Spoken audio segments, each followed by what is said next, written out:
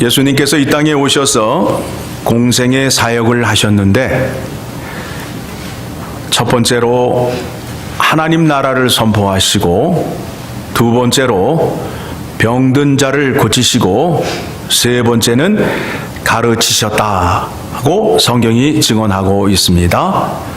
우리가 지난주 설교까지 예수님이 이 땅에 오셔서 다윗의 목자로서 양들을 불쌍히 여기시고 그들을 찾으시고 쫓기는 자를 돌아오게 하시고 상한 자를 싸매 주시며 약한 자를 강하게 하신다라고 배웠습니다.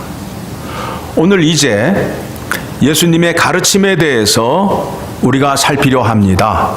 자, 예수님께서 잃어버린 양, 쫓기는 양, 상한 양, 약한 양을 불러 모으시고 이제 하셔야 할 일이 뭐예요? 그들이 왜 그렇게 되었습니까?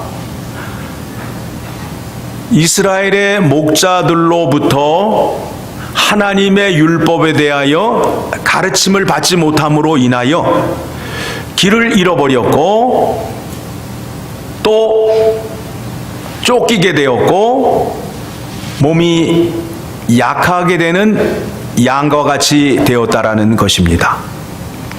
그 일을 회복하시기 위하여 예수님이 이 땅에 오셔서 백성들을 불쌍히 여기사 그들을 고치시고 싸매주시고 안아주시고 품어주십니다.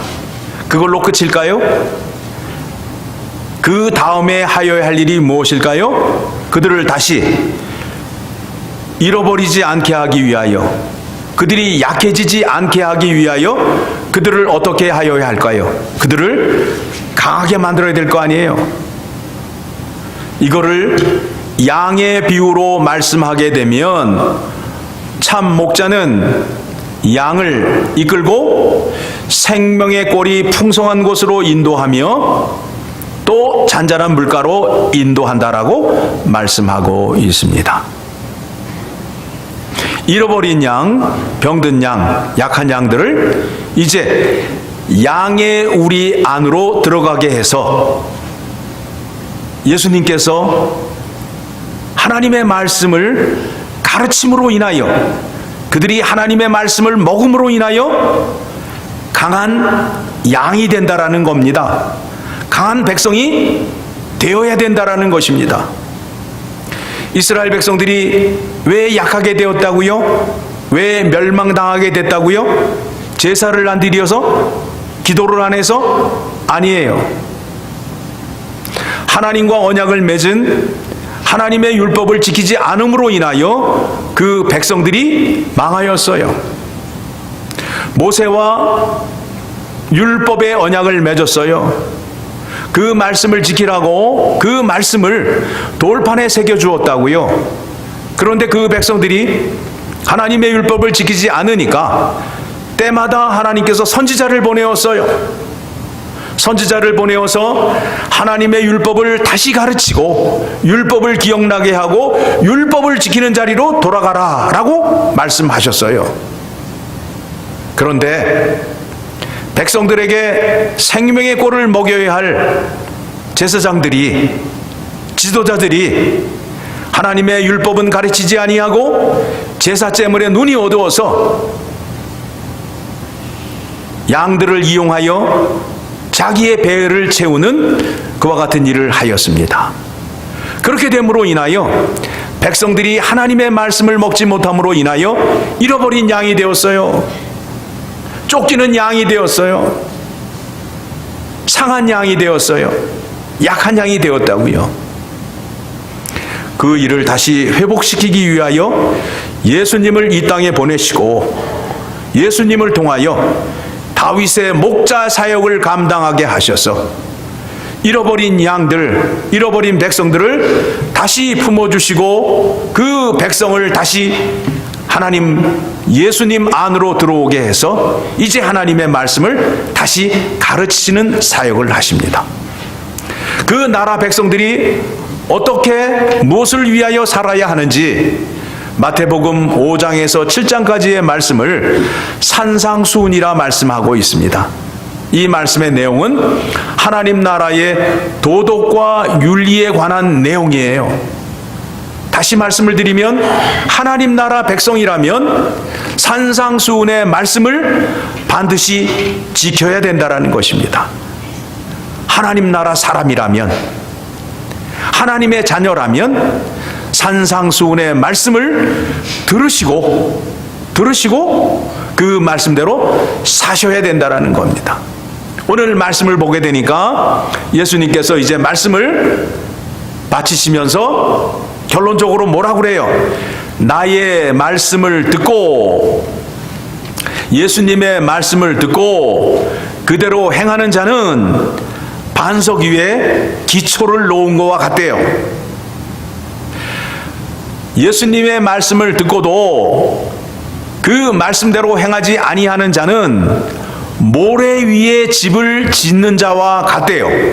그런데 그 차이는 뭐냐면 비가 내리고 창수가 나고 폭풍우가 불게 되면 무너진다는 거예요. 어떤 집이? 모래 위에 지은 집이. 이 땅에 세워진 집 가운데에 비 안 내리는 지역에 집 지어진 거 보셨어요? 바람 안 부는데 집 세워진 거 보셨어요? 폭풍우 안 치는 곳에 집 세워진 거 보셨어요? 이 땅에 집을 세우는데 그러한 조건 속에 해당을 받는 곳에 다 집이 지어진다라는 것을 우리가 자연의 이치, 자연의 원리를 통해서 깨달음과 같이 반석을 든든하게 세우고 집을 짓게 되면 비가 내리고 물이 역류해서 창수가 나고 폭풍우가 쳐도 무너지지 않아요. 그런데 기초를 세우지 아니하고 모래 위에 집을 짓게 되면 비가 내리고 창수가 나고 폭풍우가 나게 되면 집이 무너진다라는 거예요. 모든 사람이 다 아는 얘기예요.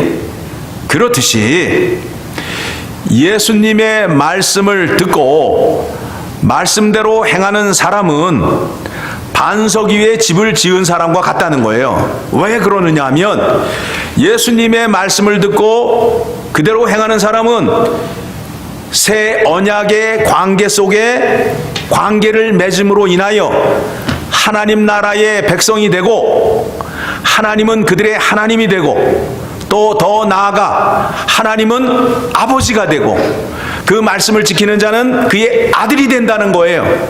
누가 지켜준다는 거예요? 하나님이 지켜준다라는 거예요. 다시는 잃어버리는 양이 되지 아니하고 쫓기는 양이 되지 않고 상한 양이 되지 않고 이 삐쩍 마른 양이 되지 않게 된다라는 거예요. 무엇을 지킴으로 인하여? 주님께서 말씀하신 주의 계명과 교훈을 지킴으로 인하여 그와 같은 관계가 되는데, 주님께서 주신 계명과 교훈을 지키지 아니하는 자는 모래 위에 집을 지은 사람과 같다라는 거예요. 다시 말하면 주님과의 관계가 무너짐으로 인하여 주님의 보살핌과 주님의 은혜 가운데 들어가지 못함을 말하고 있어요. 이 말씀을 듣는 백성들은 예수님의 말씀이 어떤 말씀인지 뼈저리게 느끼고 있는 거예요. 이스라엘 백성들이 하나님의 말씀을 지키지 않음으로 인하여 아수르에게 멸망을 당하고 바벨론에게 멸망을 당하고 계속 다른 나라의 식민지로 사는 거예요. 지금 본문의 말씀, 예수님이 오셨을 그 당시에도 이스라엘 나라는 로마의 속국으로 있어요. 비참한 가운데 있는 거예요. 뭐를 지키지 않음으로 인하여 이와 같이 비참한 상황에 있게 되는 것입니까? 하나님의 율법을 지키지 않음으로 인하여 이스라엘 백성들은 로마의 식민지 생활을 하고 있어요. 그러니 우리가 주님의 계명, 하나님의 율법을 지키지 않은 것을 후회하는 상황 속에서 예수님께서 택한 백성들을 불러 모으시고 나의 계명을 지키게 되면 너희가 반석 위에 집을 지은 자와 같이 역경이 나고 어려운 환경이 닥쳐온다 할지라도 결코 무너지지 않을 것이다. 주님께서 세상 끝날까지 우리와 함께 해주신다라는 그 약속의 말씀을 하셨기 때문에 그 말씀을 붙잡고 감으로 인하여 그와 같은 은혜 속에 들어갈 수밖에 없다라는 것을 말씀하고 있는 것입니다.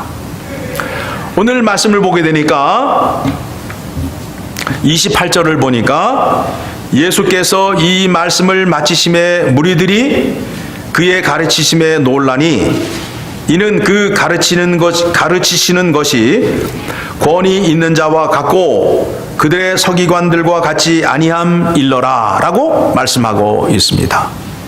예수님이 말씀을 하시는데 다른 서기관이나 바리새인들이나 지도자들이 말하는 것과 같지 아니하고 예수님 말씀에 권위가 있더라. 권위가 있더라. 그 말씀이 우리를 압도하는 힘이 있더라 라고 백성들이 말하고 있어요. 하나님은 자기를 나타내는 데 있어서 말로 나타내십니다. 그거를 뭐라고 말하느냐 하면 계시라고 그래요. 계시. 하나님께서 계시를 하시는데 하나님은 자기를 나타내시는데 말로 계시를 하는데 사람을 사용해요. 사람을 통하여 자기를 나타내시는 거예요. 그래서 누구를 보내요? 선지자를 보내어서 선지자를 통하여 하나님의 뜻을 나타내셔요. 그러면 선지자는 그 당시에 살던 역사적인 배경과 문화와 그가 사용하는 말로 하나님의 뜻을 사람들에게 알리는 일을 해왔어요. 그래서 선지자들이 한 명이에요? 여러 명이에요? 여러 명이에요. 때마다 하나님이 선지자를 세워서 하나님의 말씀을 전하였던 거예요. 그런데 히브리서 1장 1절에서 2절의 말씀을 보게 되면 마지막 때에는 누구를 통하여 하나님께서 말씀을 하신다고요? 그의 아들을 통하여 말씀하신다라고 말씀하고 있어요. 예수님이 오신 이후에는 다른 사람을 통하여 말씀하시는 것이 아니라 마지막 때에는 누구를 통하여 말씀하신다고요? 예수님을 통하여 말씀하신다라고 말씀하고 있어요. 예수님이 이 땅에 친히 오셔서 하나님 아버지의 뜻을 세상에 전하는 그와 같은 역할을 감당하시게 된 거예요. 예수님이 제자들에게 가르쳐 주신 그 말씀을 그렇게 하실 수 있었던 그 이유는 무엇이냐면 예수님이 이 땅에 오셔서 공생애를 시작하실 때에 세례를 받으실 때에 하늘문이 열리고 하늘에서 비둘기같이 성령이 임하였어요. 아버지가 보낸 성령이 예수님 안에 임함으로 인하여 예수님께서 아버지의 말씀을 담대히 전할 수 있는 사람이 되었어요. 그래서 예수님을 통하여 하나님의 말씀이 이 세상에 전파되었고 또 하나님의 뜻과 계획이 무엇인지를 예수님을 통하여 전해지게 되었습니다. 그래서 예수님에게 택함을 받아 제자가 된 12 사도들은 구약에서 제사장이나 서기관이나 바리새인들이 아니라 천하고 천한 사람들이 택함을 받아서 성령이 임함으로 인하여 그들이 땅끝까지 이르러 하늘나라의 십자가의 복음을 전하는 자가 되었어요. 또 사도행전에 보게 되면 스데반 집사와 빌립 집사가 성령 충만을 받아서 하나님의 말씀을 전하는 역사가 있었음을 우리가 성경을 통해서 알 수 있어요. 하나님의 말씀을 전할 수 있는 자는 어떤 자가 하나님의 말씀을 전할 수 있느냐 하면 성령 충만을 받은 자가 하나님의 말씀을 전할 수 있게 된다라는 것입니다. 예수님이 무리를 모아 놓으시고 하나님의 말씀을 전할 때에 그의 말씀에 권위가 있었던 이유는 성령께서 그와 함께 하심으로 인하여 말씀에 권위가 있었음을 우리가 알아야 됩니다. 그리고 그 성령께서 우리 안에 들어와야 우리도 하나님의 뜻을 받아들일 수 있고 또한 하나님의 말씀대로 살 수 있음을 우리가 알아야 됩니다. 왜 하나님의 말씀이 중요한가? 왜 주의 교훈이 중요한가? 그 말씀에 대하여 생각해 보려 합니다. 히브리서 4장을 가게 되면 히브리서 4장 12절 13절의 말씀 저하고 한 절씩 교독하도록 하겠습니다. 히브리서 4장 12절 13절. 자, 12절입니다. 하나님의 말씀은 살아있고 활력이 있어 좌우의 날선 어떤 검보다도 예리하여 혼과 영과 및 관절과 골수를 찔러 쪼개기까지 하며 또 마음의 생각과 뜻을 판단하나니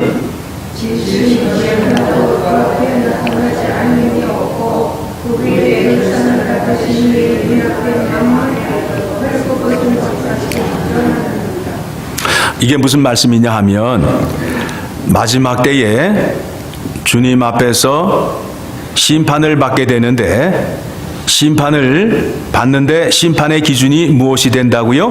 하나님의 말씀이 심판의 기준이 돼요. 주님 봐주세요가 아니라 말씀으로 심판을 받는데 말씀 자체가 살아있어서 운동력이 있대요. 그러니까 그 말씀이 우리를 심판하는 거예요. 그런데 그 말씀이 심판을 어떻게 하느냐면 우리의 혼, 영, 관절, 골수, 마음의 생각과 뜻까지도 판단한다는 거예요. 우리가 갖고 있는 마음속에 있는 생각까지도 하나님의 말씀으로 검증이 된다는 거예요. 무서운 얘기죠? 하나님 앞에 심판대에 나아가게 되는데 거짓을 가지고 갈 수 없다라는 거예요. 우리 마음속에 깊은 거짓말, 우리 뼛속에 깊은 거짓말 숨길 수가 없다라는 거예요. 말씀의 능력이 살아있어서 우리의 온몸 구석구석, 우리의 생각, 마음까지도 판단할 수 있는 능력이 있다라는 거예요. 그래서 주님 앞에 심판을 받을 때에 우리가 어떤 모습으로 서 있느냐 하면 13절 하반절을 보게 되니까 어떤 말씀이 나옵니까? 우리의 결산을 받으실 이의 눈앞에 만물이 벌거벗은 것 같이 드러나느니라. 말씀 앞에 우리가 벌거벗은 모습으로 서 있는 것과 같대요. 말씀이 우리의 모든 것을 다 판단하는 거예요. 그러니 우리의 혼, 영, 관절, 골수, 마음의 생각, 뜻이 하나님 말씀에 코드가 맞아야 마지막 때에 심판을 받을 때에 통과될 수 있다라는 것입니다. 여러분, 우리의 고백으로 심판을 받는다라고 생각하시죠? 주님 앞에 나아가서 저는 주님 잘 믿어요, 저는 주여 주여 많이 했어요, 이렇게 심판받는 게 아니에요. 말씀 앞에 서기만 하면 그 말씀이 살아있고 운동력이 있어서 우리의 깊은 곳까지도 다 스캔을 함으로 인하여 우리 속에 있는 거짓이 다 드러나게 된다라는 것을 성경이 증언하고 있습니다. 말씀이 이와 같이 중요해요. 그런데 오늘날 신자들이 하나님의 말씀을 중요하게 생각합니까? 중요하게 생각하지 않습니까? 안 해요. 안 해요.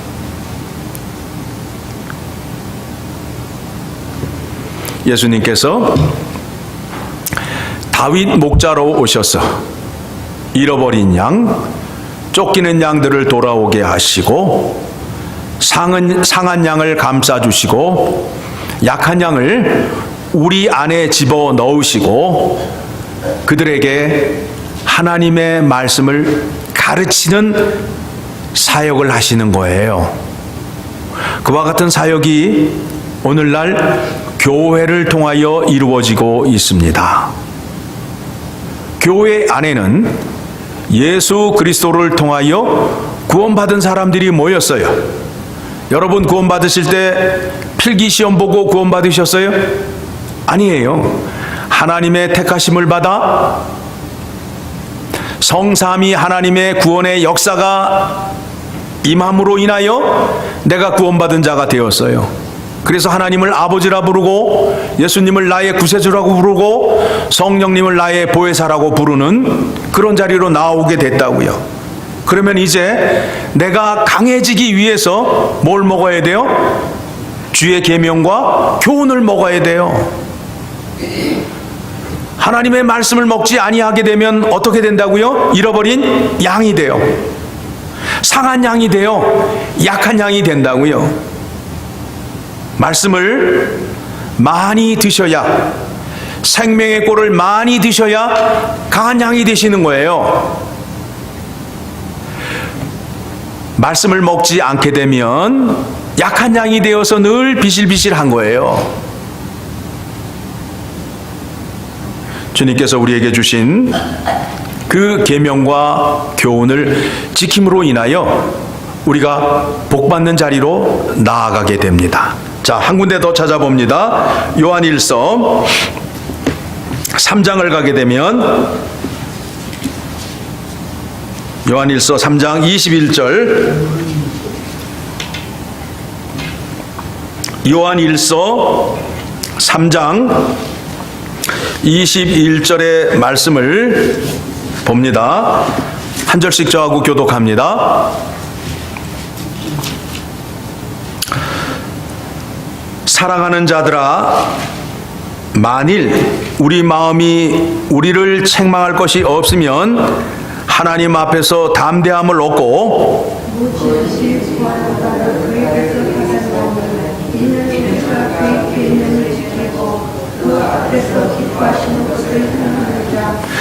그의 계명은 이것이니 곧 그 아들 예수 그리스도의 이름을 믿고 그가 우리에게 주신 계명대로 서로 사랑할 것이니라.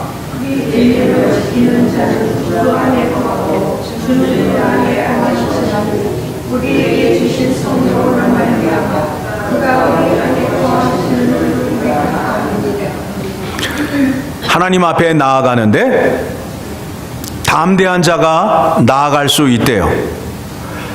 담대한 자는 어떤 자이냐면 마음속에 꺼리낌이 없는 자래요. 마음이 꺼리낌이 없게 하기 위해서는 주의 계명을 지키는 자가 되어야 된다라는 겁니다. 주의 계명을 지키는 자는 하나님 앞에 담대하게 나아간대요. 꺼리낌 없이 나아간대요. 그리고서는 뭐 어떻게 해요? 22절, 무엇이든지 구하는 바를 그에게서 받나니. 그러니까 계명을 지키는 자는 하나님 아버지 앞에 나아가면 그가 구하는 것을 다 받을 수 있다라는 것입니다. 이는 우리가 그의 계명을 지키고 그 앞에서 기뻐하시는 것을 행함이라. 그러니까 하나님은 우리를 보고 기뻐하시는데 우리의 어떤 것을 보고 기뻐하실까요? 헌금 많이 드리는 거? 교회 봉사 많이 하는 거? 그럼 뭐예요? 무엇보다도 그의 계명을 지키는 것을